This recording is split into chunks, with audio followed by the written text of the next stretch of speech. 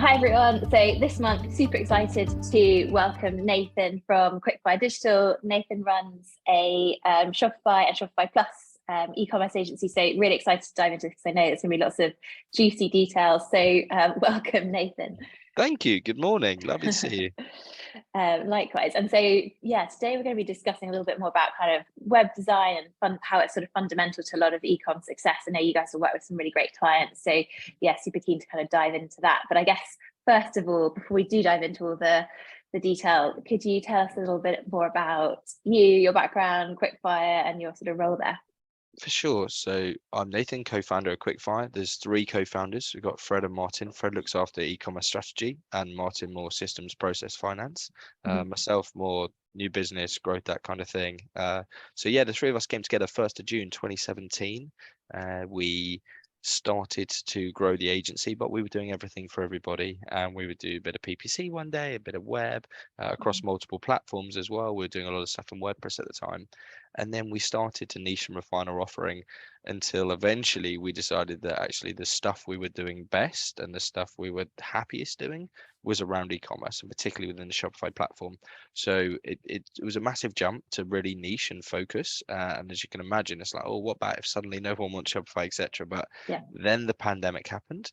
And luckily, we were talking about, do we go down the hospitality route? Do we go down another route? Do we go down the e-commerce route? We chose e-commerce, and thank goodness we did, right? Because e-commerce went nuts. All the other industries really struggled. Right place, right time. Picked up some fantastic clients, did some great work for some great clients. Then that snowballed and built and built and built and built. And now we find ourselves in a very fortunate position where we are able to be a little bit more selective with the type of clients we're working with, which is great and something we've always kind of dreamt of. It's kind of surreal when you do have that opportunity.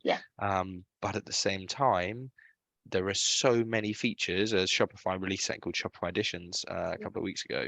There's 100+ new features, so it's so hard to keep on top of everything that's coming out and how we can keep our clients up to date, etc. So that remains a big challenge. It's something we're constantly doing, is learning about the new features, talking to people, building community, and we run a lot of events to try and educate our audience to say, look, this new feature's come to market.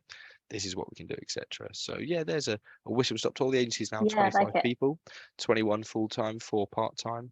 And like I say, the bread and butter and the default is e-commerce design, build, and conversion rate optimization. Nice. Yeah, super interesting. So I think sometimes it is quite scary to go down that kind of niche route and just work with one particular platform, or we're in a similar situation where sort of niche in our type of clients that we work with, but also align ourselves quite closely to sort of the likes of Klaviyo, etc. So yeah, but I think, as you say, lots of new features coming out. I'm sure there's always new things to talk to clients about and work with them on. Just on that, G, there's 9,000 apps in the App Store, right? So not only have you got the core platform and the platform's functionalities, you then got this myriad of apps that all do different things and work in different ways and need different configurations, and they talk to others. And so, yeah, it certainly keeps us on our toes. I can imagine. Yeah, and I had no idea it was that many. That's mad. Amazing. And in your experience to date, since you guys have been doing this, what do you find is sort of the most important piece when it comes to sort of D2C brands to optimizing their websites in order to generate ongoing growth? That's probably quite a broad question, but are there any sort of key elements that sort of stick out in your mind that are the most important? Definitely. The thing is brands that come to us are normally looking for one of 4 things, right? They're looking for an improvement in new sessions, an improvement in average order value, an improvement in conversion rate, or an improvement in repeat purchases. And those 4 kind of metrics working simultaneously tend to drive growth.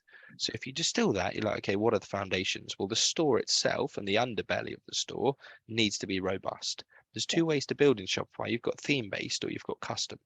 Yeah, and a lot of people will go theme-based because they'll save cost at the outset, and then they'll spend an absolute fortune trying to make it faster and do everything they want to do. And it's like, actually, if you've gone custom from day one, you wouldn't be having these challenges. Having said that, it's a very different business case to say we're going to go custom from the outset. So the first thing is getting the underbelly right, making sure that if you are using a theme, it's refined as possible, it's optimized for speed, etc. If you're not using some kind of boilerplate framework that allows you to have a very lean code base to start with. Once you've got there, the next challenge I see is that apps are looking for as much functionality as possible for as little as possible price. So you'll find brands that are talking to other brands and saying, hey, we're doing this for loyalty, we're doing this for subscriptions, we're doing this for repeat purchase, we're doing this for reordering, we're doing this for returns. Before you know it, they've got 30, 40, 50 apps in the store. Now, not only does that rack up a serious amount of cost, and yeah, okay, it might be $10 a month here and $20 a month here, but it all adds up, right? Mm. But the big thing is that then, of course, it slows down the site. So you've got a challenge where you've got to have a refined and stripped back kind of framework. You've then got to make sure you don't overload the thing with apps just to get functionality. There's got to be a business case behind it, right? Why are we using that app? And so many times people will install an app, they'll uninstall it, but it won't remove all the code. So you'll still have Interesting. a bit of legacy Yeah. code hanging around, or they won't bother to uninstall it. They'll just be running through it at the same time. Mm. Yeah, because they just haven't got around to it. So I've seen several sites with multiple email marketing platforms, several sites with multiple loyalty solutions, several sites with multiple um, kind of payment gateways and things. And actually, some of them aren't even used, but they're just sat there. So I think realistically, if you can get your house in order and say get the framework right, make sure you got the right tech stack. So the apps, okay, what do I need for? And I normally there's about 30 categories I tend to talk to people about, but they don't all need an app. But it might be 10 to 15 apps, possibly tops. Then okay, fantastic. Now you've got the right framework to then scale. And then it comes back to the basics of conversion rate optimization, right? And we do this conversion rate checklist with clients, but essentially the silly things. Are they using live chat? What have they got in terms of a sticky menu? How many clicks is it to product to basket? How easy is it to then convert from basket? How many payment gateways have we got at checkout? Are there any distractions? The list goes on, but actually those fundamentals very much apply. And I think the way technologies are moving, we're looking at ChatGPT and all this really exciting tech.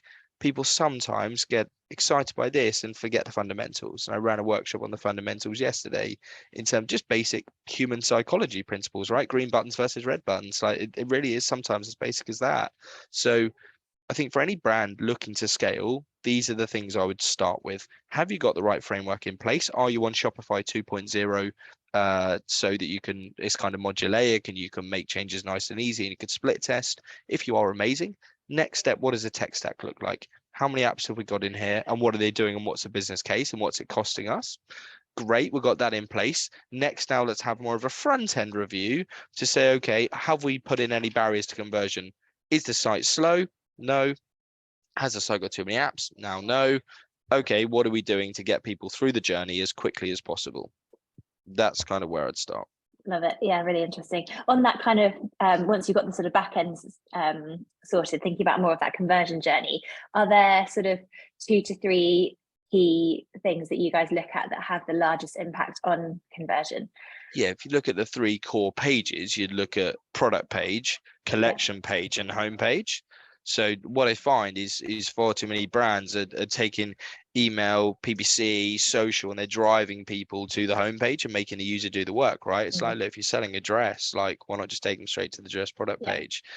So removing the steps and barriers to entry.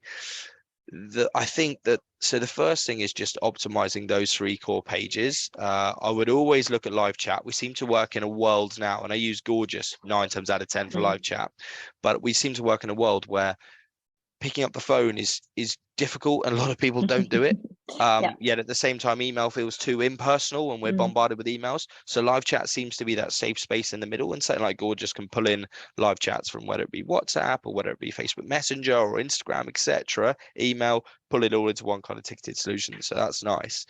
So yeah, look at optimizing those 3 core pages, then look at live chat and make sure that you're capturing feedback, customer service, etc.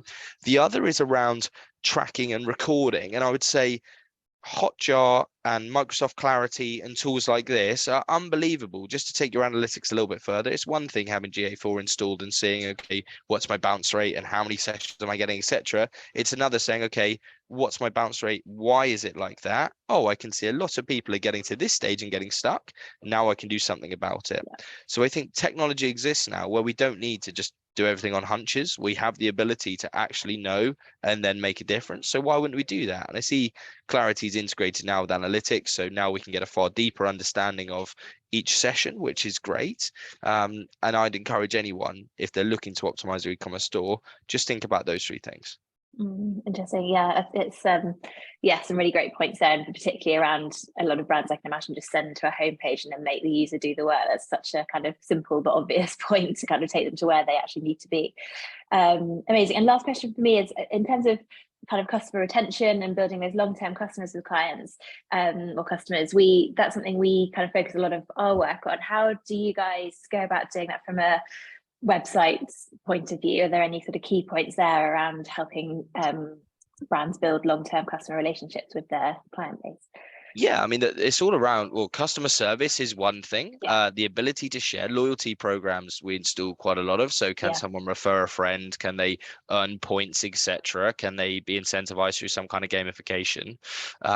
So that's another thing. The other thing is around re-optimizing the reordering experience. So amazing that someone's purchased one. We're looking to grow repeat purchase and loyal customers and into raving fans. Amazing. But at the same time, if we're making reordering difficult, e.g., we're not remembering their last order, they haven't got an account, they can't very quickly press reorder last order and get that, then we're making them do all the work, right? So yes, you can put them into email sequences as you should with someone like yourself, Jen. You can get them kind of optimized, amazing. But on site, those are the things I consider. Yeah, I love it. I think you're so right there. You know, we could do a lot of work on kind of getting people back to site, but as soon as they are there, it needs to be an easy experience for them, and not making people jump through hoops. On the flip side, of course, is that if you're not doing the email part and getting them back there, then you've got no eyeballs to use the tech that you've put in place, right? So there's 2 sites to any website, traffic and conversion. They are useless without one another. Okay, so you absolutely need the email part to drive the traffic to then use the tech that you've just built. Likewise, if you're driving the traffic but they can't reorder, that's a problem. So the two need to work hand in hand. Yeah, love it. So interesting. Thank you. That's been super helpful, and I'm sure loads of great insights there for anyone watching. Any final words of wisdom, anything you want to add?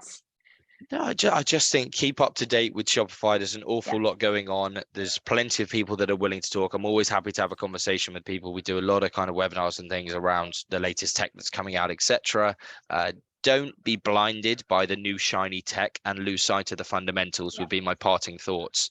A lot of stores can get great traction by doing the basics and doing them well. So don't overcomplicate it. But actually Shopify is fairly intuitive as well, right? So actually, if you're going to do anything, get yourself on Shopify 2.0, read a lot of the documentation out there and you'll be just fine. Great, thank you. Thanks for joining us. It's my pleasure. Thank you for having me. Enjoy the rest of your day. Thanks. Thanks, Jen. You take care.